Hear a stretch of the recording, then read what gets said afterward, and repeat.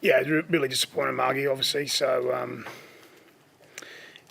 individually, collectively, we let the club down tonight. It wasn't good enough. Parramatta, through their actions, showed that they wanted it more, and that's what disappoints me. Did you get any inkling, Anthony, that just in training or anything during the week? No, not at all. We had a sound preparation, obviously off the back of a 6-day turnaround, but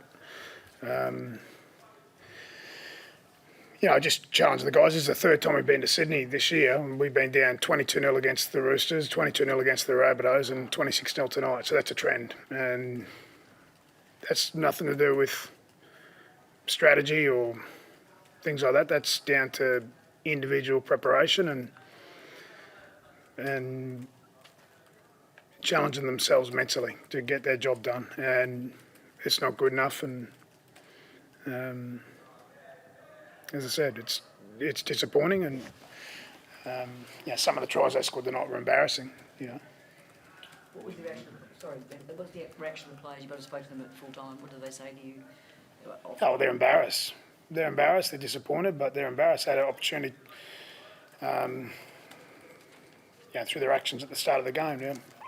I was really proud of the way they stuck in the second half, because it would have been easy to throw the white towel in, but they actually showed that it meant something to them in the second half, and but we give them too much of a leg up. So Parramatta completed their first 17 sets, and they got into an arm wrestle, and they ran hard, and they were good with their line speed, and they played very well, and we dipped the toe in the water, and physically we got what we deserved, and on the scoreboard in the first half we got what we deserved. Is it an easy fix, Heaps? Well, it is, because we've shown at our very best this year. When our group wants to work hard for each other and wants to physically dive all the way in, we've got a young group in there who can compete and beat the very best. We showed that against the Roosters, but as I said, there's a trend when we come to Sydney this year, and it's it's got to be an attitude thing. So as I said, it's not strategy, things like that. It's individuals making sure that they do their job, and we didn't have enough guys doing their job tonight in the first half.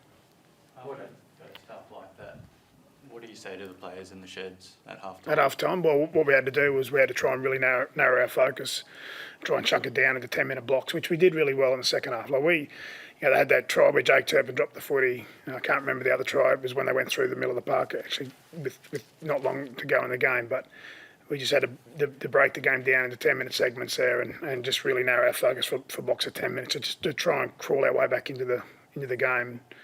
As I said, one thing that the guys did do well, they kept competing in the second half, but the game's gone.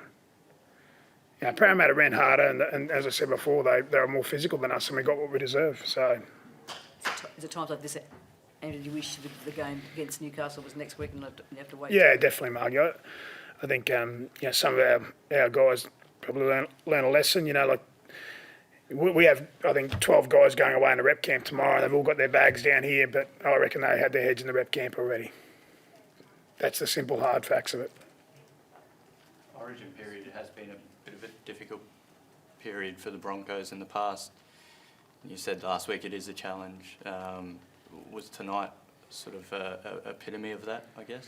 Yeah, I don't know what's happened here in the past in and around Origin, and I sort of, it's not for me to comment on, but the 2 weeks since Origin 1, we've been poor. That's the reality of it. So, how do you stop it? How do you change that? If blokes are mentally focused on something like Origin? Well, I'm not saying it's just the Origin players, but as I said, we've got 11 or 12 blokes who are going to camp tomorrow, and I think we've only got 5 travelling back to Brizzy tomorrow. So, I won't get to see them now for another week or so, which is the challenging part of this part of the year. But every club's going through it. I imagine Para probably got 12 or 13 blokes going into different camps tomorrow themselves. So, but they did their job tonight. We didn't. So, it's. So we didn't do a good enough job tonight. That's the reality of it. So. And how's Matt after? Looked like a pretty bad knock to the nose. Gillette, yeah, he's fine, yeah. Was it broken or? I'm not sure. Thank you.